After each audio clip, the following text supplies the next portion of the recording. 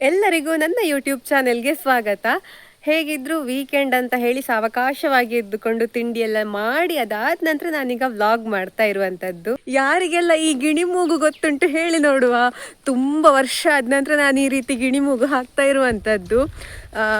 ಕೆಲವರಿಗೆ ಗೊತ್ತಿರ್ಬೋದು, ಇದು ಸಣ್ಣದಿರುವಾಗ ನಾವಂತೂ ತುಂಬಾ ಆಟ ಆಡ್ತಾ ಇದ್ವಿ ಆಯ್ತಾ. ಇದರಲ್ಲಿ ನೋಡ್ಲಿಕ್ಕೆ ಗಿಳಿಯ ಕೊಕ್ಕಿನ ಹಾಗೆ ಕಾಣ್ತಾ ಉಂಟಲ್ವಾ, ಇದಕ್ಕೆ ನಾವು ಗಿಣಿಮೂಗು ಅಂತ ಹೇಳುವಂತದ್ದು. ಒಂದು ಬಾಳೆ ಎಲೆ ರೀತಿಯ ಅಲಂಕಾರಿಕ ಗಿಡದಲ್ಲಿ ಬಿಡುವಂತಹ ಹೂವು ಆಯ್ತಾ ಇದು. ಹೀಗೆ ಹಾಕಿ ಬಿಟ್ರೆ ಆಯ್ತು ನೋಡಿ, ಇಷ್ಟೇ ಸಿಂಪಲ್.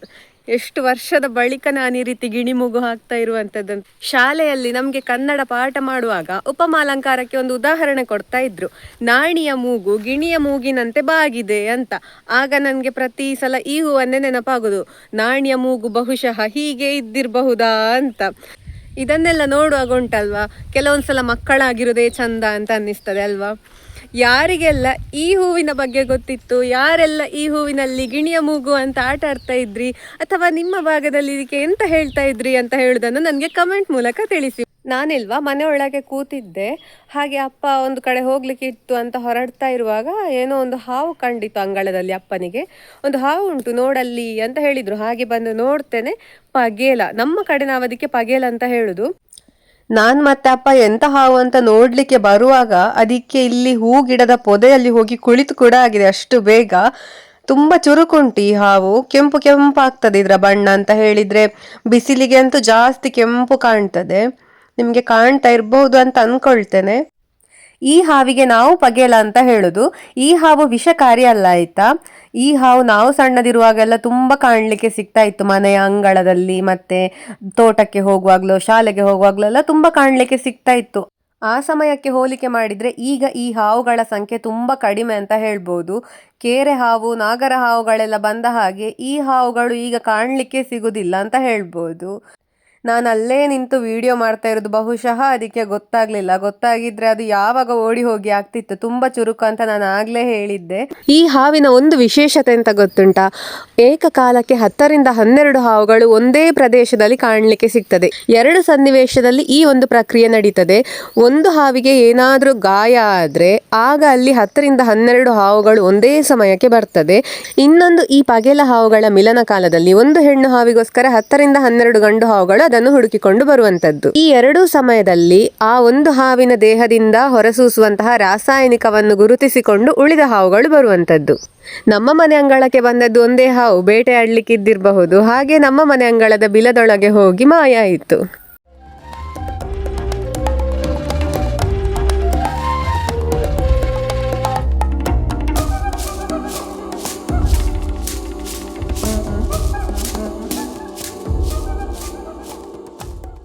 ಈಗ ಸಂಜೆ ಆಗ್ತಾ ಬಂದಿದೆ. ಊಟ ಎಲ್ಲ ಆಗಿ ಒಂದು ಸ್ವಲ್ಪ ಹೊತ್ತು ಕೂತು ಈಗ ಮೇಲೆ ಮಾರ್ಗದ ಹತ್ರ ಹೋಗಿ ಬರುವ ಅಂತ ಹೇಳಿದ್ರು ಅಮ್ಮ. ಹೇಗೆ ವಾಕಿಂಗ್ನ ಹಾಗೆ. ನಾನು ಯಾವತ್ತು ಸಂಜೆ ಇಲ್ಲಿ ಬಂದು ವಿಡಿಯೋ ಮಾಡುವಾಗ ನನ್ನ ಮುಖಕ್ಕೆ ಬಿಸಿಲು ಬೀಳ್ತಾ ಇರುವುದಿಲ್ಲ. ಯಾಕಂತ ಹೇಳಿದ್ರೆ ನಾನು ಲಾಗ್ ಔಟ್ ಆದ ಮತ್ತೆ ಬರುದು, ಆಗ ಬಿಸಿಲೆಲ್ಲ ಹೋಗಿರ್ತದೆ. ಇವತ್ತು ನನಗೆ ರಜೆ ಇರುವ ಕಾರಣ ಒಳ್ಳೆ ಬಿಸಿಲೆಲ್ಲ ಸಿಗ್ತಾ ಉಂಟು, ಖುಷಿ ಆಗ್ತದೆ ಹೋಗುವಾಗ. ಹಿಂದೆ ಅಮ್ಮ ಕೂಡ ಬರ್ತಾ ಇದ್ದಾರೆ. ನೋಡಿ ನಮ್ಮ ಮಾರ್ಗದ ಅವಸ್ಥೆ ಹೇಗಾಗಿದೆ, ಧೂಳಿನ ಮಯ ಆಯ್ತಾ. ಇಡೀ ಧೂಳು, ಇಡೀ ಅಲ್ಲಿಂದ ಪ್ರಾರಂಭ ಆದ್ದು. ಇಲ್ಲಿಂದ ಸಹ ಹತ್ಲಿಕ್ಕೆ ಅವರಿಗೆ ಸೀದಾ. ನಾವಲ್ಲಿ ಮೇಲೆ ಮಾರ್ಗದ ಹತ್ರ ತಲುಪುವಾಗ ಮೇಲಿನ ಮನೆ ಮಕ್ಕಳೆಲ್ಲ ಬಂದ್ರು. ಅಲ್ಲಿ ಒಂದು ಹುಡುಗಿಯ ಫ್ರೆಂಡ್ಸ್ ಎಲ್ಲ ಬಂದಿದ್ರಂತೆ. ಹಾಗೆ ಅವರಿಗೆ ಅಂಬಟೆ ಬೇಕಿತ್ತು ಅಂತ ಅವರು ನಮ್ಮ ಮನೆಗೆ ವಾಪಸ್ ಬಂದ್ರು. ಹಾಗೆ ಅವರ ಜೊತೆ ನಾವು ಕೂಡ ಬಂದ್ವಿ ಆಯ್ತಾ. ಸಣ್ಣದಿರುವಾಗ ನಾವು ಕೂಡ ನಮ್ಮ ಸ್ನೇಹಿತೆಯರನ್ನೆಲ್ಲ ಮನೆಗೆ ಕರ್ಕೊಂಡು ಬರ್ತಾ ಇದ್ವಿ. ಹಾಗೆ ಪಕ್ಕದ ಮನೆ ಹುಡುಗಿ ಕೂಡ ಕರ್ಕೊಂಡು ಬಂದಿದ್ಲು. ಆ ಇಬ್ರಲ್ಲಿಲ್ವಾ ಒಬ್ಬಳು ಅಂಬಟೆ ಹಣ್ಣು ಇದುವರೆಗೂ ತಿನ್ಲೇ ಇಲ್ಲಂತೆ. ಹಾಗೆ ಅವಳಿಗೆ ಒಂದು ಅಂಬಟೆ ಹಣ್ಣು ತಿನ್ನಿಸ್ಲಿಕ್ಕೋಸ್ಕರ ಇವರು ಇವತ್ತು ಮತ್ತೆ ಅಂಬಟೆ ಮರದ ಹತ್ರ ಬಂದಿದ್ರು. ಜೊತೆಗೆ ಅವರ ನಾಯಿಗಳು ಕೂಡ ಬಂದು ಗುಡ್ಡದಲ್ಲೆಲ್ಲ ಸುತ್ತಾಡ್ತಾ ಇದ್ರು. ಈಗ ಪಕ್ಕದ ಮನೆ ಮಕ್ಕಳೆಲ್ಲ ಬಂದಿದ್ರು ಅಂಬಟೆ ಕೊಯ್ಲಿಕ್ಕೆ ಅಂತ. ಜೊತೆಗೆ ಒಂದು ಹುಡುಗಿಯ ಫ್ರೆಂಡ್ಸ್ ಕೂಡ ಬಂದಿದ್ರು. ಅವರನ್ನು ಬಿಡ್ಲಿಕ್ಕೆ ಅಂತ ಮನೆಗೆ ಹೋದ್ಲು. ಹಾಗೆ ಉಳ್ದ 3ರನ್ನು ಕರ್ಕೊಂಡು ಗುಡ್ಡೆಗೆ ಹೋಗ್ತಾ ಇದ್ದೇವೆ. ಇಲ್ಲಿ ನಾನು ತೋರಿಸಿದೆ ಮೊನ್ನೆ ನಾಗರ ಹಾವೆಲ್ಲ ಬಂದ ಗುಡ್ಡೆ. ಹಾಗೆ ತುಂಬ ದಿನದಿಂದ ಆ ಗುಡ್ಡೆಗೆ ಹೋಗಬೇಕು ಅಂತ ಅಂದ್ಕೊಂಡಿದ್ವಿ. ಇವತ್ತು ಹೋಗ್ತಾ ಇದ್ದೇವೆ. ತುಂಬ ಮೇಲೆ ಅಂತ ಹೋಗ್ಲಿಕ್ಕಿಲ್ಲ. ನೋಡಿ, ಇದು ನಮ್ಮ ಮನೆ ಮೇಲೆ ಇರುವ ಗುಡ್ಡೆ. ಇಲ್ಲಿ ಹೋಗುದು ನಾವು ಇವತ್ತು.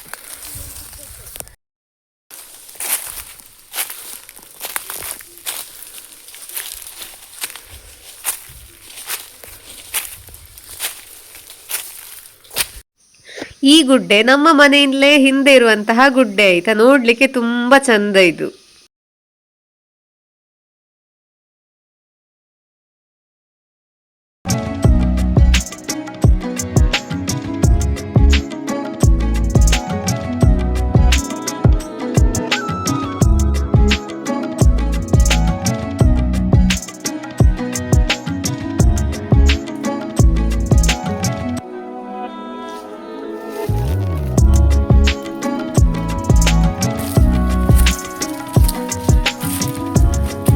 ಇಡೀ ಕಾಡು ನೋಡಿ.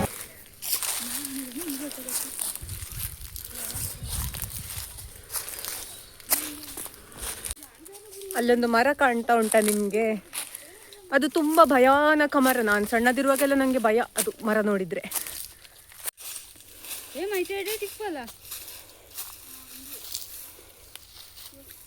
ಯಾರು ನೀನು ಹೇಳು. ನಾವು ಆ ಮರದ ತನಕ ಹೋಗಿ ಮತ್ತೆ ತಿರುಗಿ ಮನೆಗೆ ಹೋಗುವ ಆಲೋಚನೆ ಮಾಡಿದ್ದು. ಅಷ್ಟೊತ್ತಿಗೆ ಮಂಗಗಳು ಕೂಡ ಅವುಗಳ ಮನೆಗೆ ಹೋಗ್ತಾ ಇತ್ತು ನೋಡಿ. ನಿಮ್ಗೆ ಕಾಣ್ತಾ ಉಂಟಾ ಇಲ್ವಾ ಗೊತ್ತಿಲ್ಲ, ದೊಡ್ಡ ದೊಡ್ಡ ಮಂಗಗಳು ಕೆಳಗೆ ಹೋಗಿ ಎಲ್ಲ ಫಲಗಳನ್ನೆಲ್ಲ ತಿಂದು ಮತ್ತೆ ಮೇಲೆ ಕಾಡಿಗೆ ಹೋಗುವಂಥದ್ದು. ಇಲ್ಲಿ ಮೇಲೆ ತನಕ ಬಂದು ಈಗ ಮರಳಿ ಹೋಗ್ತಾ ಇದ್ದೇವೆ. ಜಾಸ್ತಿ ಮೇಲೆ ಹೋದ್ರೆ ಅಲ್ಲಿ ಎಂತ ಇಲ್ಲ, ಇದೇ ರೀತಿ ಗುಡ್ಡೆ ಮೇಲೆ ಎಲ್ಲ. ಹಾಗಾಗಿ ಇದೇ ಗುಡ್ಡೆಯಿಂದಾಗಿ ಹೋಗಿ ನಾನು ಬಕಾಸುರನ ಗುಹೆಯದ್ದೊಂದು ವಿಡಿಯೋ ಹಾಕಿದ್ದೆ. ನನ್ನ ಮೊದಲ ವಿಡಿಯೋ ಆಗಿತ್ತದು, ಲೆಂತಿ ವಿಡಿಯೋ. ಹಾಗಾಗಿ ಯಾರೆಲ್ಲ ಆ ವಿಡಿಯೋ ನೋಡ್ಲಿಲ್ವೋ ಅವರು ಹೋಗಿ ಆ ವಿಡಿಯೋ ನೋಡಿ. ಬಕಾಸುರನ ಗುಹೆ ಇಲ್ಲಿಯೇ ಮೇಲೆ ಇರುವುದಂತು. ಬಕಾಸುರನ ಗುಹೆ ಇಲ್ಲಿಯೇ ಮೇಲೆ ಇರುವಂಥದ್ದು. ನಾನು ನಿಮಗೆ ಲಿಂಕ್ ಡಿಸ್ಕ್ರಿಪ್ಷನಲ್ಲಿ ಹಾಕಿರ್ತೇನೆ ಆಯಿತಾ. ಇಲ್ಲಿ ಕೆಳಗೆ ಅಲ್ಲಿ ಒಂದು ಮನೆ ಕಾಣ್ತಾ ಇರ್ಬೋದು ನಿಮಗೆ, ಅದು ನಮ್ಮದೇ ಮನೆ. ನಮ್ಮ ಮನೆಯಿಂದ ಮೇಲೆ ಇಡೀ ರೀತಿ ಕಾಡು ಗುಡ್ಡ ಎಲ್ಲ ಉಂಟು. ಆ ಮಕ್ಕಳ ಮನೆ ಈ ಕಡೆ ಹೋದರೆ ಸಿಗುವಂಥದ್ದು ಇಲ್ಲಿ.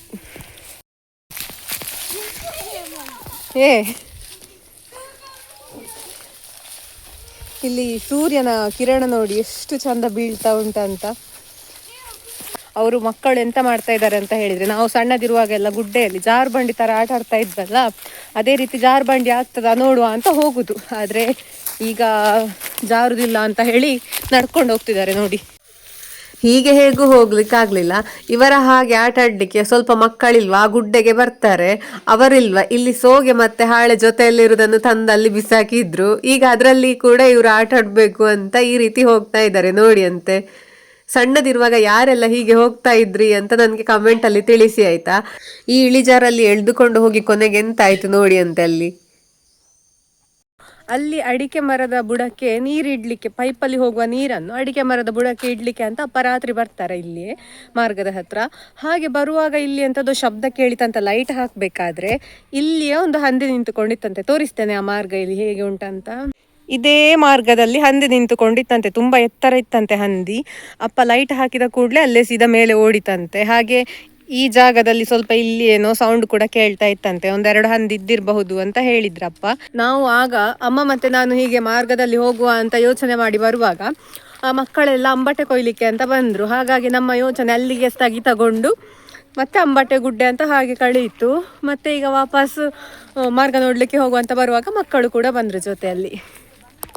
ಇಲ್ಲಿ ಕೆಳಗೆ ಹೋಗಿ ಆ ಕಡೆ ಹೋದರೆ ನಮ್ಮ ಮನೆ, ಹೀಗೆ ಹೋದರೆ ಪೇಟೆಗೆ ಹೋಗ್ತದೆ ದಾರಿ. ಅಲ್ಲಿ ಗುಡ್ಡ ಎಲ್ಲ ಕಾಣ್ತದೆ, ಈಗ ಅಷ್ಟು ಸರಿ ಕಾಣುದಿಲ್ಲ.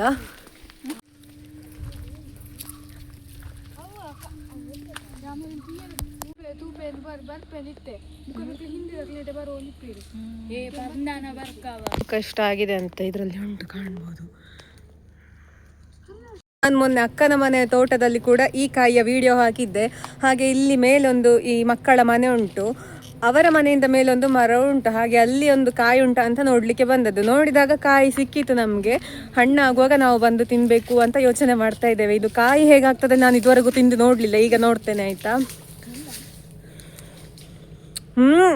ಒಗರು ರುಚಿಯ ಜೊತೆ ತುಂಬ ಹುಳಿ.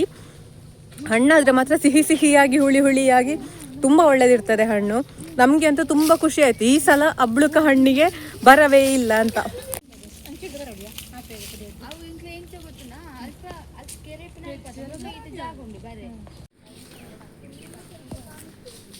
ಕಾಣ್ತದಾ?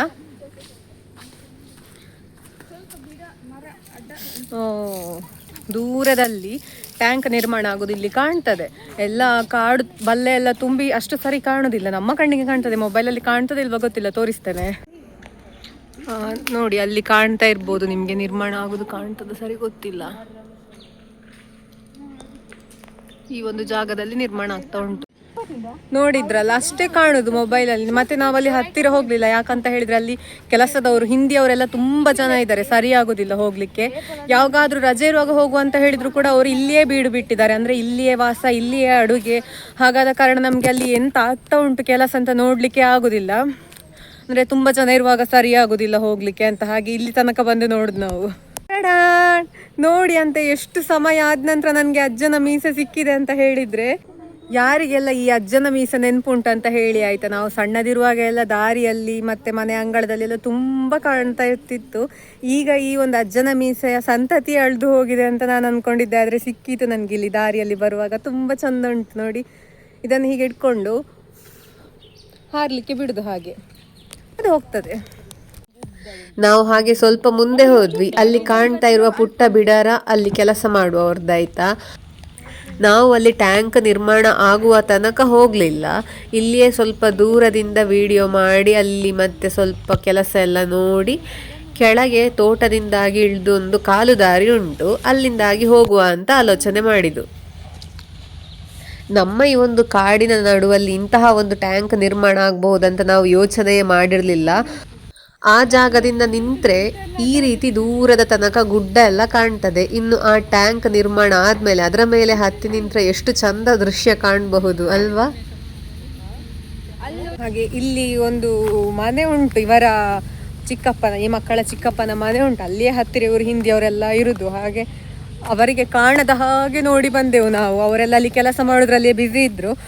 ಸ್ವಲ್ಪ ಮುಂದೆ ಬರುವಾಗ ಅಲ್ಲಿ ಯಾರು ಕಾಣಲಿಲ್ಲ ಅಂತ ಹಾಗೆ ಇಲ್ಲಿ ಬಂದು ಟ್ಯಾಂಕ್ ಎಲ್ಲ ನೋಡಿ ಈಗ ಹೋಗುವಾಗ ಬೇರೆ ಮಾರ್ಗದಿಂದ ಹೋಗುದು. ಇಲ್ಲಿಂದ ಇಳಿದು ಮಕ್ಕಳ ತೋಟ ಉಂಟು ಇಲ್ಲಿ, ಅಲ್ಲಿಂದಾಗಿ ಹೋಗಿ ಮತ್ತೆ ಮನೆಗೆ ಹೋಗುದು. ತುಂಬ ಹತ್ರ, ದೂರ ಇಲ್ಲ ನಮ್ಮದು. ಇಲ್ಲಿ ನೋಡಿ ನಿಮಗೆ ದಾರಿ ಕಾಣ್ಬೋದು, ಎಷ್ಟು ಒಂದು ಚಂದದ ದಾರಿ.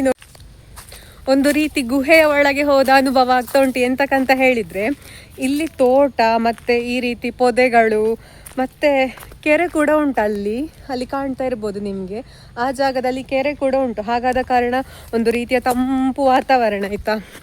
ಇಲ್ಲಿ ಕಾಣ್ತಾ ಇರ್ಬೋದು ನಿಮಗೆ ಒಂದು ನೀರಿನ ಹೊರತೆ. ಇಲ್ಲಿ ಅವರಿಗೆ ಕುಡಿಯುವ ನೀರೆಲ್ಲ ಮೊದಲು ಇಲ್ಲಿಂದನೇ ಅವ್ರು ತೆಕ್ಕೊಂಡು ಹೋಗ್ತಾ ಇದ್ದದ್ದು. ನಾನು ನಿಮಗೆ ಬ್ಯಾಕ್ ಕ್ಯಾಮರಾದಲ್ಲಿ ತೋರಿಸಿದೆ ಎಷ್ಟು ಚಂದದ ದೃಶ್ಯ ಅಂತ ಹೇಳಿ.